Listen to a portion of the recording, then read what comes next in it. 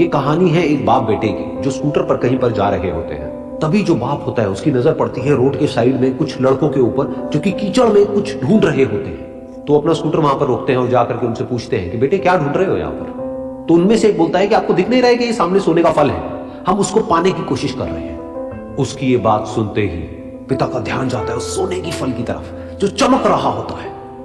फिर उनके माइंड में कुछ इमेजिनेशंस बनने लग जाती हैं कि काश ये जो फल है ये मेरे बेटे के पास में आ जाए तो ना सिर्फ उसकी बल्कि मेरी भी जिंदगी बदल जाएगी।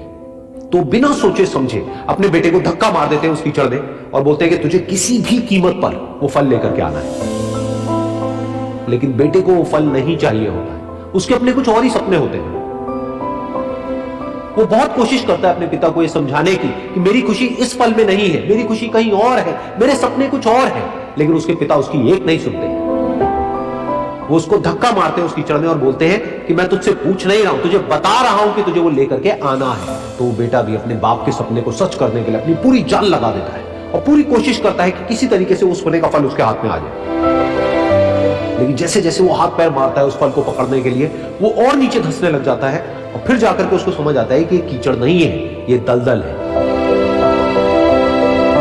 वो चीखता है, चिल्लाता है, अपने पिता को आवाज लगाता है, लेकिन उसके पिता उसकी एक नहीं सुनते। बोलते हैं कि बहाने मत बना, और भी लोग हैं वहां पर जो कर रहे हैं, तो जब वो कर सकते हैं तो तू क्यों नहीं कर सकता। तो एक बार वो फिर से कोशिश करता है और अपनी पूरी जान लगा देता है, लेकिन उसके बाद भी उसके हाथ में कुछ नहीं आता है और वो धीरे धीरे नीचे धंसता चला जाता है और मर जाता है। तब जाकर के उसके पिता को एहसास होता है कि उससे कितनी बड़ी गलती हो गई।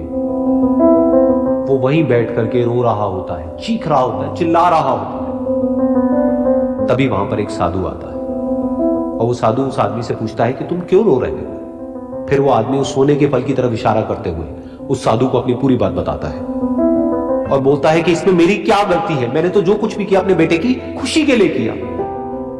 तो वो साधु उस फल को ध्यान से देखता है और उस आदमी को कहता है, जिस सोने के फल की वजह से तुमने अपने बेटे को गवा दिया, कम से कम एक बार ध्यान से उसकी तरफ देखा तो होता कि वहां पर कोई फल है भी या नहीं।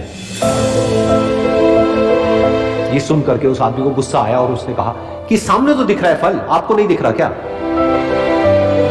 तब वो साधु उस कीचड़ के ऊपर एक पेड़ होता है जिसकी तरफ इशारा करते हैं और बोलते हैं कि वो जिसे तुम देख रहे हो उस फल की परछाई है, असली फल वहां पर उस पेड़ के ऊपर है।